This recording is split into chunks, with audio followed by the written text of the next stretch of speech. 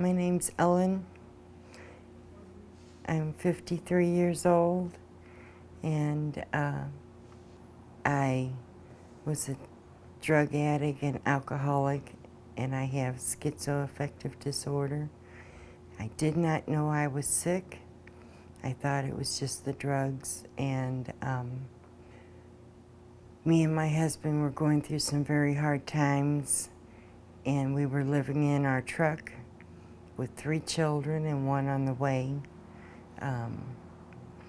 and did not know where to go or what to do. Well, one of the things that I think is absolutely critical for the work that we do is to understand that we are they and they are us. There's really not a differentiation, from my perspective, between our staff and the people we serve, with one exception, that the illnesses that they are dealing with are much more debilitating than those issues that we may be dealing with in our own personal lives. I did not speak above a whisper when I first went there. I was afraid of people.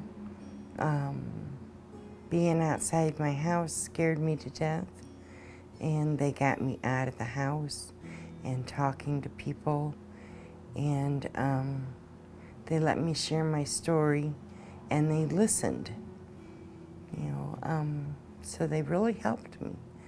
You see sort of the devastation that happens to folks when they don't get any help. You see what mental illness does. You see what happens when people go untreated. You see what happens when they're totally sort of disaffected and disconnected from society. And there really isn't any reason that anybody should have to go through that. If it wasn't for them, I would have committed suicide a long time ago.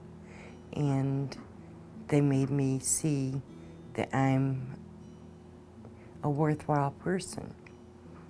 And for that, I thank them. I mean, this is a lady who spent, literally months living in her car with her kids, with her children, debilitated by, again, an illness that had not necessarily been a part of her entire life. This was something that was relatively new.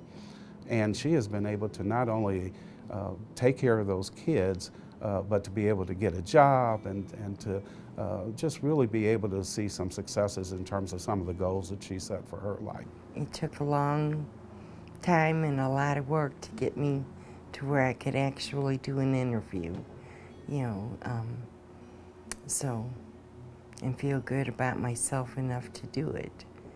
If people want to get involved in something where you can really be sure that you are involved in something that is very effective and that is always sort of testing its own effectiveness and evaluating the programs that they're doing so that people have the best possible chance to really be able to live a full life, or at least as full life as they can possibly live, this is the place to be, in my opinion.